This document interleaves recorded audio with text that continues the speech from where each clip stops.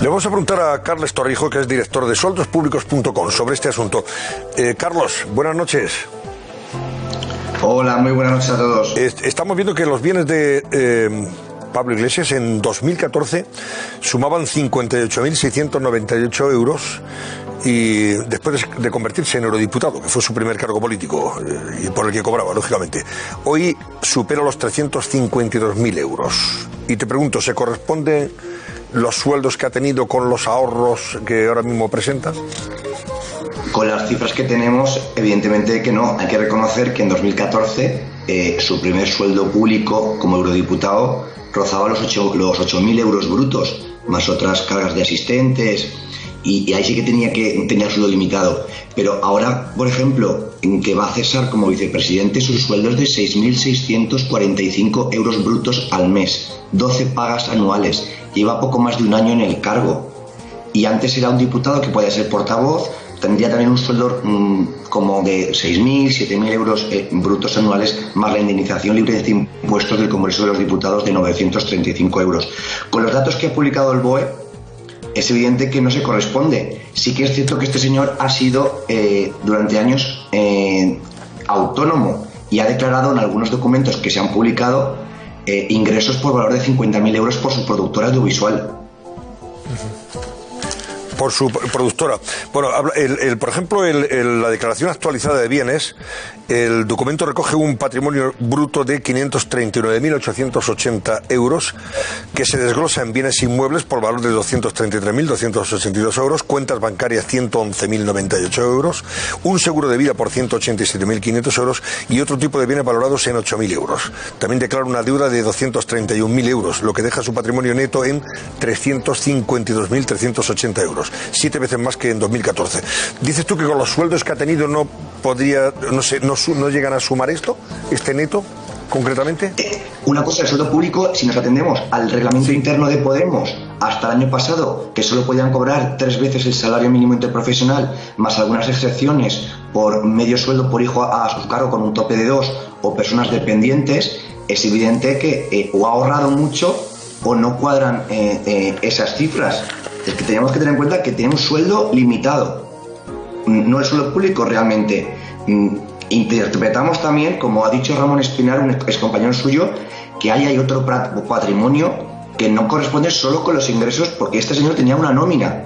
Interpretamos que tiene unos ingresos por su productora audiovisual, no solo por el sueldo público, porque en estos momentos su sueldo es como el de un asalariado más abundante de 6.645 brutos, y que tiene que donar entre un 15 y el 35% al partido.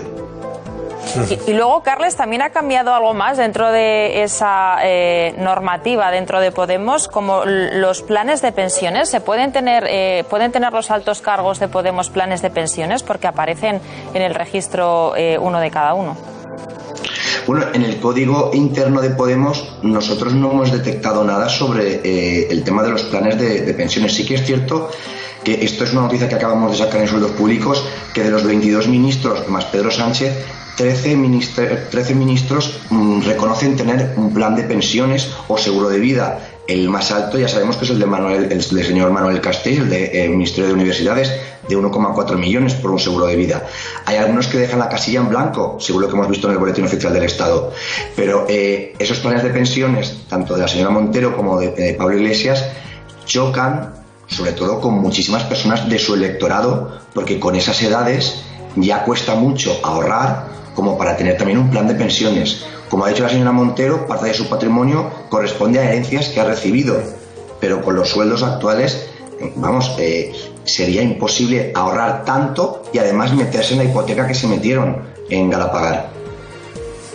No, en el caso de Iglesias dicen que no tiene plan de pensiones, que esa cifra de 187.500 euros en la casilla de seguro de vida y pensiones se corresponde solo al seguro de vida en caso de fallecimiento o dependencia adquirida como una obligación vinculada a la hipoteca constituida cuando adquirió el chalet de Galapagar en 2018.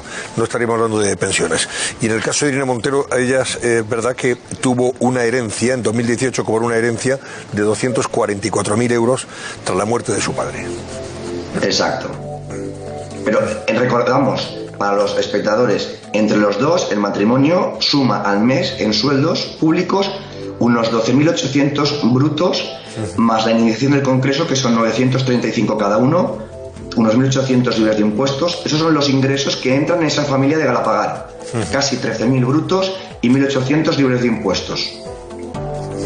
Bueno, ¿alguna pregunta, alguna duda sobre esto que nos cuenta Carles Torrijos, de sueldospublicos.com? Yo no quiero entrar en sospechas que no puedo probar, sinceramente. Hay que mantener la presunción de inocencia. No está la información no me consta, oficial que se ha publicado de la rendición de cuentas. Lo único que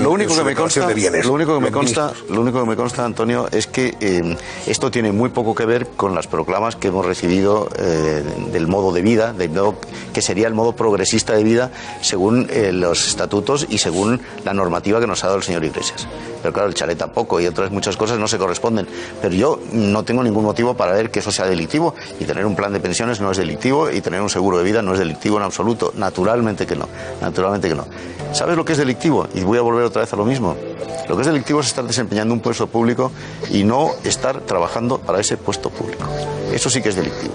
Una vicepresidencia del gobierno. Eso sí que me parece que realmente tendremos que pedirle responsabilidades en algún momento. No porque si vive en Galapagar o no. Eso a mí lo curioso también es que miembros de dentro del partido de Podemos están pidiéndoles también a ellos explicaciones. El primero ha sido Ramón Espinar, que fue... Ramón Espinar, como tú sabes, Susana, secretario general, tiene un viejo contencioso con Pablo Iglesias. Sí. Además desapareció de la vida. Sí, pues echaron. Sí, bueno, pues tiene un contencioso personal. No, eso yo no entraría ahí.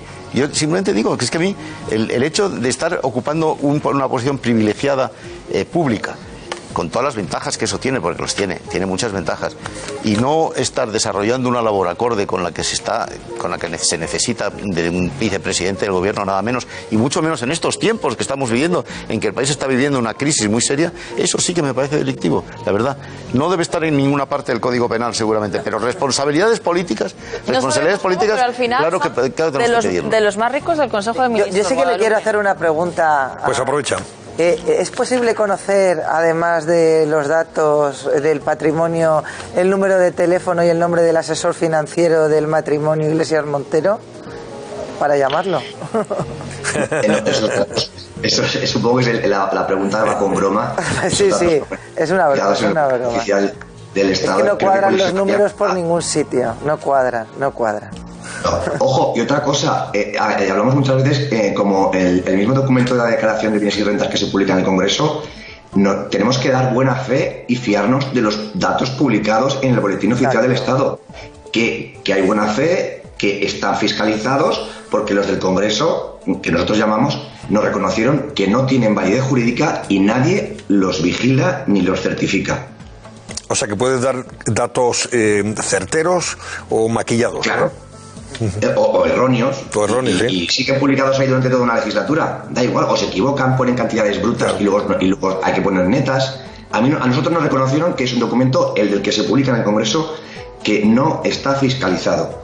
Interpretamos, queremos saber, queremos conocer o queremos pensar que el que está publicado en el Boletín Oficial del Estado, pues sí que tiene más veracidad.